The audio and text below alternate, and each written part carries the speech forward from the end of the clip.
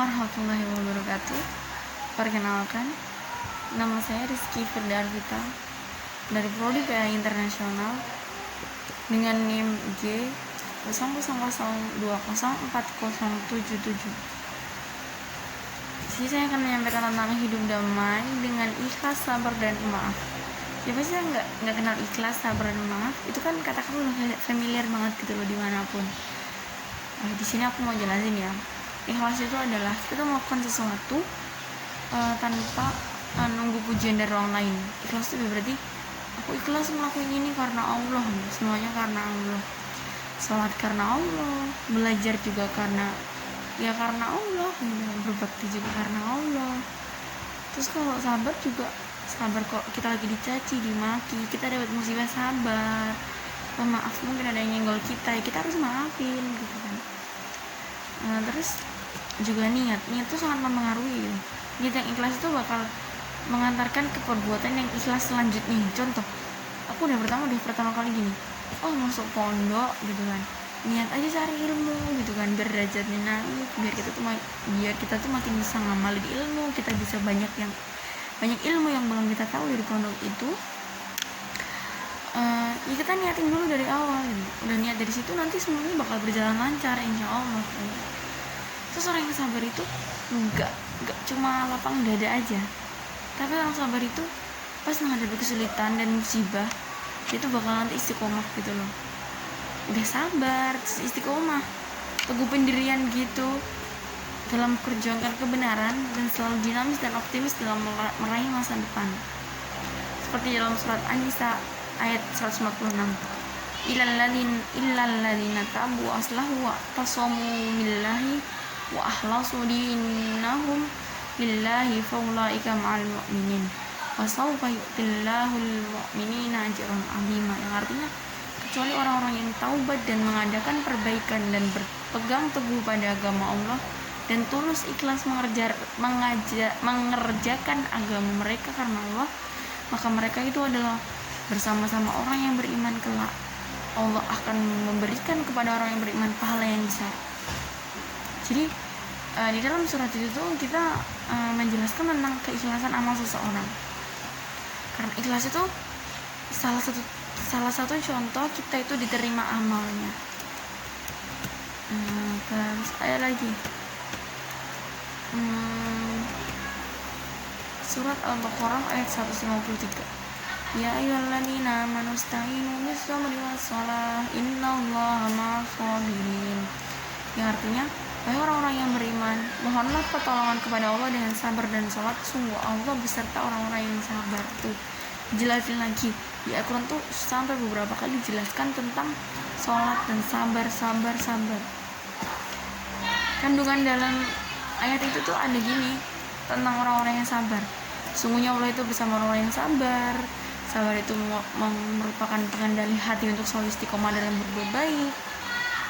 Terus bagaimana Sayyidina Ali bin Abi Thalib mengatakan sabar adalah bagian dari iman, sebagaimana kepala dari bagian tubuh. Kalau kita nggak ada kepalanya kan nanti lucu gitu kan. Jadi itu kayak melengkap gitu. Sabar bisa diartikan tabah, tahan menderita, ulet, tekun, tidak mudah putus asa. Sabar juga bisa berarti menahan. Maksudnya menahan diri dari kesusahan yang menimpanya.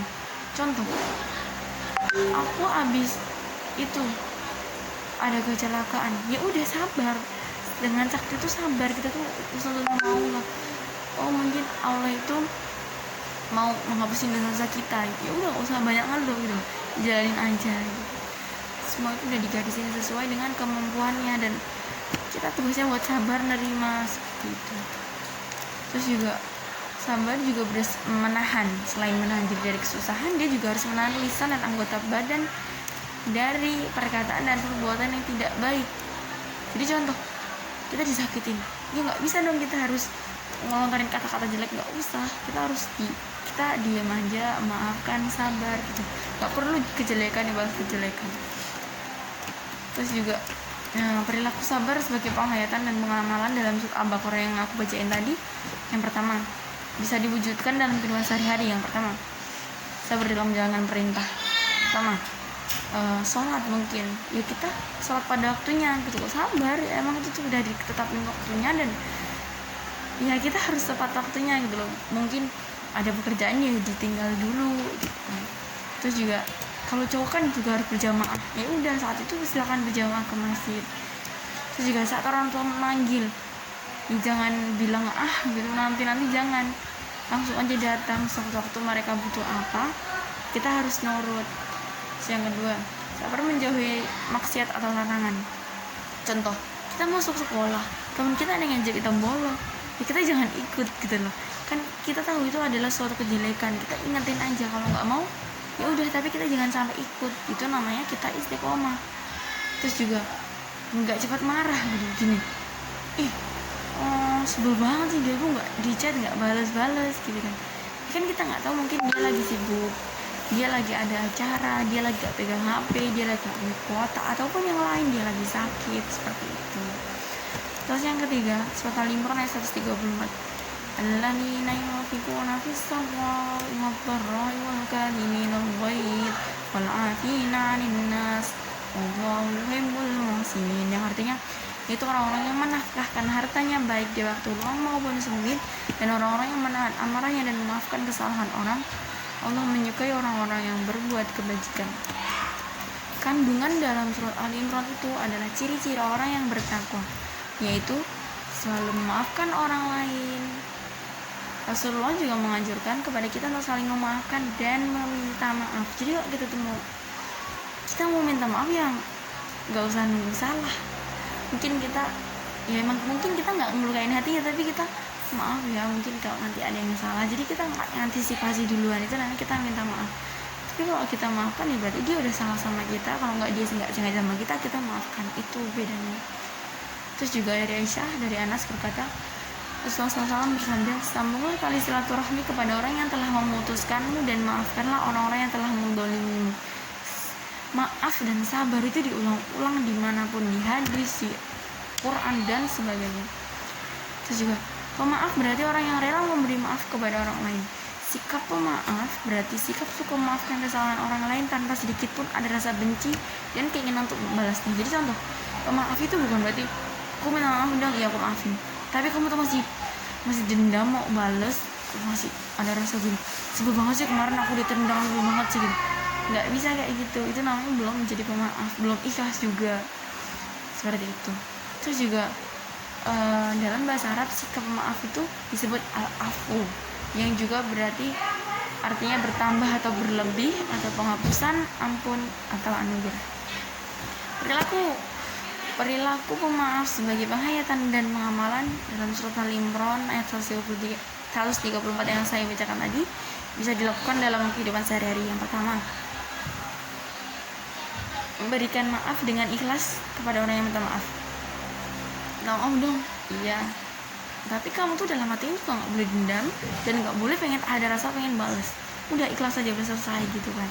Yang kedua, meminta maaf atas kesalahan yang dibuat. Oh mungkin aku habis nyenggol dia marah, maaf ya nggak sengaja, tapi dia yang juga ikut marah, dijelaskan. Pokoknya yang penting kamu minta maaf, seperti itu. Terus yang ketiga, tidak mendam rasa benci dan perasaan dendam kepada orang lain. Jadi tahu nggak sih kalau kita tuh benci sama orang lain sama dendam, nanti itu rasanya hidup tuh kayak mana ya, sempit banget gitu sih. Ya aku sekelompok sama dia, coba ya aku sebel banget kayak gitu, apalagi dia sekelasmu, masuk kayak gitu terus kan ya nggak mungkin. Jadi ya jangan sampai memendam rasa itu dimanapun dan kapanpun. Sekian dari saya, semoga bermanfaat. Wassalamualaikum warahmatullahi wabarakatuh.